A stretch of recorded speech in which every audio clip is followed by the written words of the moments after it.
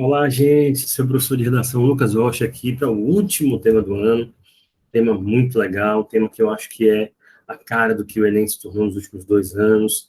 É um tema que vai nos ajudar a pensar também em temas um pouco mais amplos, mais abertos, com uma dificuldade maior de serem trabalhados, né? Eu vou trazer agora para vocês esse tema, vamos discutir juntos esse assunto aqui. Vamos lá.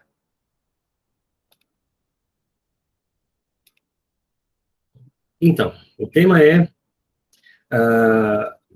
o papel da família na educação, né? São 3 textos de apoio. O primeiro texto diz assim, ó: alguns profissionais que estudam a educação definem o papel dos pais como essencial na formação das crianças. Além disso, a família, na totalidade, tem relação com a formação educacional. Esses estudiosos dividem a educação em 2 classificações, sendo uma formal e a outra informal.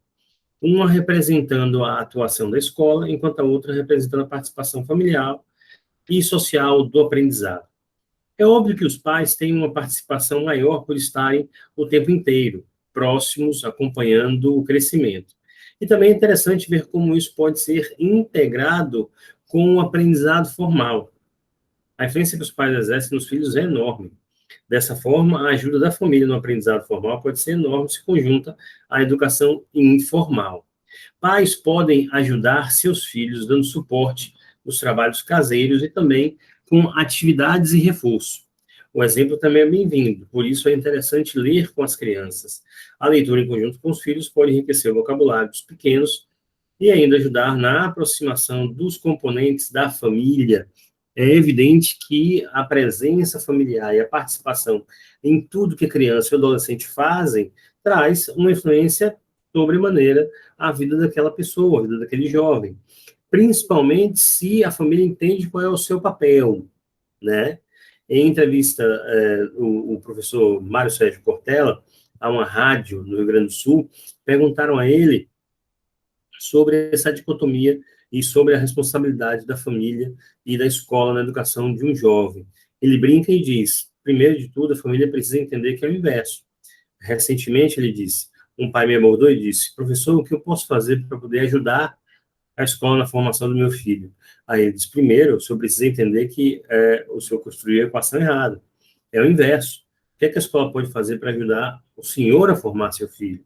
A responsabilidade principal da educação de uma criança é da família. A escola tem a obrigação de educação formal, conteudística, relacional, social. A família tem todas essas, bem como formar valores, caráter, ética, representatividades morais, desejos, né, e tudo mais, como é que a criança deve se comportar no mundo, criança, adolescente, jovem, com certeza. Então, a relação dos dois, obviamente, vai construir uma pessoa muito mais preparada para lidar com o mundo e lidar com a vida. O texto 2 diz assim, ó: em uma era na qual homem e mulher trabalham fora, em que, quando estão em casa, continuam a ser torpedeados por demandas diversas via celular ou internet, sobra cada vez menos tempo para os filhos. Acuados, pai e mãe acabam jogando a responsabilidade pela educação sobre a escola, por sua vez sobrecarregada e desnorteada diante de crianças que chegam sem ter recebido noções de limites da família. Existe um vácuo. Os pais têm se omitido bastante e estão terceirizando a educação dos filhos. Dizem que ela é função da escola, e a escola responde que é função dos pais. É um grande impasse. Brinco que vai acabar sendo a polícia quando o filho chegar à adolescência. Alerta Tânia Marques, doutora em educação e professora de psicologia da educação da Faculdade de Educação da Universidade Federal do Rio Grande do Sul. Diante de desafios que surgem a cada dia, com a velocidade dos avanços tecnológicos, os pais estão colocados diante de uma tarefa espinhosa, a de reaprender seu papel. Isso significa reconhecer que uma parcela muito expressiva da formação de seus filhos é responsabilidade deles e não pode ser transferida. Como educadores, cabe a eles assumir funções como estabelecer regras, passar valores e dizer não. Muito legal esse texto, porque fala justamente desse processo contemporâneo. Os pais estão cada vez mais atolados de trabalho e de serviço. Hoje, você tem um trabalho imaterial muito mais forte que o trabalho material.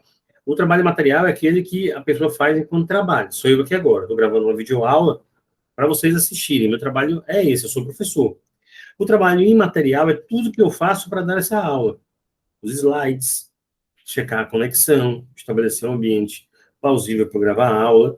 E trabalho material também é responder ao WhatsApp, atender ligações, ver pessoas que têm interesse de estar lidando comigo no meu dia a dia de professor, as coordenações, as provas que forem entregues, o material, etc, etc, etc. Então, gente, é muita coisa. É muita coisa. Então, os pais, eles chegam estressados, angustiados, pensando em outras questões, e os filhos são escanteados. Quando eles não são negligenciados, eles são terceirizados às babás, aos parentes e, obviamente, à escola, porque nós vivemos um surto, né, de nossa percepção de mundo capitalista, então tudo que eu pago precisa ter uma participação na minha existência para além do que tem de dever, porque eu paguei, né? Então, se estou pagando a escola tem que fazer mais do que é dever dela. Porque, na minha sanha de interpretação inconsciente capitalista, eu sei que não ganho nem de longe o que eu mereço nessa estrutura profissional. Eu faço mais, deveria ter muito mais. Então, eu cobro mais aqueles que eu pago para uma determinada função. É uma lógica meio sádica, uma lógica meio assim vingativa, mas é verdadeira. Então, isso tudo é inconsciente, né? As pessoas precisam notar isso. As pessoas tiveram filhos porque elas quiseram, na maioria das vezes. E esse tempo dedicado é crucial para que a formação desse indivíduo transcorra da melhor forma possível, principalmente do ponto de vista educacional. Olha os dados que nós temos aqui, ó. Primeiro gráfico, a separação dos pais agrava o rendimento escolar? Qual é a resposta? 95% sim, 5% não. A separação dos pais, claro, tem impacto na formação e no rendimento escolar daquela criança. Veja, às vezes os pais não estão nem muito presentes, mas quando há brigas, quando eles se separam, 95% das crianças são afetadas no seu rendimento escolar. Mais do que isso, como é o rendimento escolar dos alunos que contam com participação da família na escola? Bom, número um, ó, quase 100% diz isso. Regular, sei lá, 1%, 2%. Então, quando a família participa, o rendimento, obviamente, aumenta. E a que se deve a ausência dos pais? Ó, 60%, falta de tempo, questões de trabalho. 20%, 2 e 3, que são falta de comunicação da escola, falta de comunicação da família com a escola. Então, a falta de comunicação, seja escola e família, 40%, 60% por falta de tempo, por questões de trabalho. Então, você vê aí a força que tem a demanda do mundo do trabalho na construção do que nós sabemos ser, antes de mais nada, e antes de qualquer situação, a participação da família na formação e na educação formal dos filhos. A proposta, então, é essa aqui, meus amores, o papel da família na educação de crianças e adolescentes no Brasil. O tema central, a educação de crianças e adolescentes. O primeiro delimitador, qual é o papel da família? O segundo delimitador é o Brasil. Como é que isso fica em plano de texto, meus amores? Vejam aqui, ó, educação de crianças e adolescentes no Brasil, setinha para cima, setinha para baixo, o papel da família 1, o papel da família 2. Pronto, chegamos à nossa encruzilhada perfeita e maravilhosa. Sempre digo nesse momento que menos é mais. Vamos escolher os argumentos menos complexos, porém, o mais distante possíveis. Argumento técnico e argumento humano. Né? O que é argumento técnico? Algo palpável, algo científico-tecnológico, tem a função do Estado, algo que é mais sólido. Então, nós vamos colocar aqui, ó, o primeiro papel da família para educar crianças e adolescentes no Brasil é dar suporte estrutural. Isso é importante. Dar suporte em termos de estrutura. E o segundo papel da família é dar suporte afetivo. Então, o suporte estrutural ele é obrigatório, o afetivo, no entanto, mas o afetivo tem um papel muito relevante, alcança muitas pessoas, em alguns contextos é até mais importante que o estrutural, né? Mas esse daqui é obrigatório, esse daqui é necessário, vamos dizer assim. Então, vamos lá. O que é que poderia ser suporte estrutural como papel da família na educação de crianças e adolescentes no Brasil? Primeiro de tudo gerar tempo para atividades escolares exclusiva e os estudos em outros momentos. Não vai haver evolução, gente, educacional de crianças que não podem se dedicar única e exclusivamente à escola. Por isso que se reclama do trabalho infantil. Por que o trabalho infantil nasce? Por que a lei do trabalho infantil nasce? A lei do trabalho infantil nasce porque não conseguia se garantir a presença de crianças na escola no Brasil. Ah, mas eu trabalhei desde cedo, diz o senhor. Tudo bem. Trabalhei onde? Eu trabalhei com meu pai. Empresa familiar. É óbvio que isso não entra na lei. E, obviamente, que a família, nesse contexto aí, vai preservar o tempo do menino na escola. O menor aprendiz, estágios de aprendizes são importantes. Mas ele tem que ter tempo para se dedicar às atividades escolares. Até porque não vai conseguir fazer isso se ele não tiver saúde, lazer e moradia dignas. E mais, se não houver acesso à alimentação de qualidade e ambiente estável para o desenvolvimento, ou seja, praticamente aqui os 5 direitos básicos da população. Eu gosto muito de uma música da banda Racionais MCs, vou ditar aqui um pedacinho para vocês, que é chamada Um Homem na Estrada. Um Homem na Estrada é a história de um homem que foi preso e, sendo preso, ele volta à favela e volta à favela depois de ter sido preso como ex-presidiário para lidar com aquele contexto da sua vida social. Tem uma parte que ele diz assim, ó, bem interessante, né? Ele diz assim, empapuçado ele sai, vai dar um rolê, não acredita no que vê, não daquela maneira, crianças, gatos, cachorros disputam palmo a palmo seu café da manhã na lateral da feira. Molecada sem futuro, já consigo ver, né? Só vão na escola para comer apenas, nada mais. Como é que vão aprender sem incentivo de alguém, sem orgulho, sem respeito, sem saúde, sem paz? Então, obviamente, ó, sem 2 minutos, né? Sem todas essas questões aqui, todas essas demandas, não vai haver aprendizado, não vai haver educação, né? Veja, saúde, suporte afetivo é o reforço positivo, é dar um retorno sempre valorizando o que a criança faz, primeiro com a presença, depois um senso de esforço e perseverança. Gente, as crianças precisam aprender que as coisas só se conquistam com esforço. Mas os pais têm que estar ali dizendo, olha, tem de perseverar, tem de se esforçar. Ah, eu tenho dificuldade nisso, não tem problema, vamos estudar mais. E cuidado com autoestima e noção de disciplina. Tudo isso aqui é suporte afetivo, é o afeto. É tentar construir valores.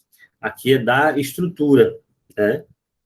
Você pode começar o seu texto, ó, citando a Constituição de 1988, na definição de família, tem um excelente repertório, depois você se relaciona com a ideia das funções que a família tem, uma delas é educar. Poderia ser o segundo repertório, ó, o projeto Conta para mim, ó, essa da atividade escolar dos estudos, a família pode praticar a literacia familiar, que é ler com os filhos. É um projeto do governo federal do final de 2019, da Política Nacional de Alfabetização. E, por fim, o suporte afetivo, muitas vezes, e a disciplina, o contexto do funcionamento de uma família acontece muitas vezes quando a família se dedica a cuidar, por exemplo, de um animal. Você podia colocar aqui como exemplo o filme Marley e Eu, de 2008, em que aquele cachorro forma aquela família e os filhos vão sendo criados no contexto de disciplinar, de mostrar como é que o cachorro deve se comportar de forma correta, até que o cachorro morre, vou dar spoiler mesmo, assista o filme, e essas crianças são obrigadas a lidar com essa ideia de perseverança, né, lidar com essa ideia toda construída. Para fechar o nosso encontro bem rapidinho hoje, deixa eu te mostrar, ó, deixa eu te mostrar aqui uma introduçãozinha feita a partir desse tema. A Constituição Federal, promulgada em 1988, define família como qualquer união de pessoas hetero ou homoafetivas que esteja em conjunto com base no afeto. Entretanto, apesar do conceito, o papel desse grupo é muito maior do que amar, cabendo aos pais, sobretudo, a responsabilidade de participação na educação dos filhos. Com efeito, para que crianças e adolescentes tenham uma formação educacional no Brasil, é preciso que o núcleo familiar lhes disponibilize suporte estrutural e afetivo. A primeira coisa que a gente faz é, as palavrinhas do tema estão aí, vamos ver. Educação, crianças e adolescentes, família, papel e Brasil, todas estão aqui. Constituição Federal, meus amores, é o repertório. A tese, veja, apesar do conceito, o papel desse grupo é muito maior. Veja a opinião, né? É a tese. O final, partido com efeito de negrito, é o projeto. O tema do D1, suporte estrutural. O tema do D2, suporte afetivo. Espero que tenha sido legal para vocês, que tenham dado algumas ideias com relação ao tema. Esse foi o último tema nosso. Tenha fé, tenha foco, tenha tranquilidade, faça sua prova da melhor maneira. Lembre-se de tudo que nós trabalhamos. Tenha calma e, antes de tudo, não desvalorize o que você fez. Eu acredito em você. Um beijo, gente. Um abraço. Boa prova para vocês.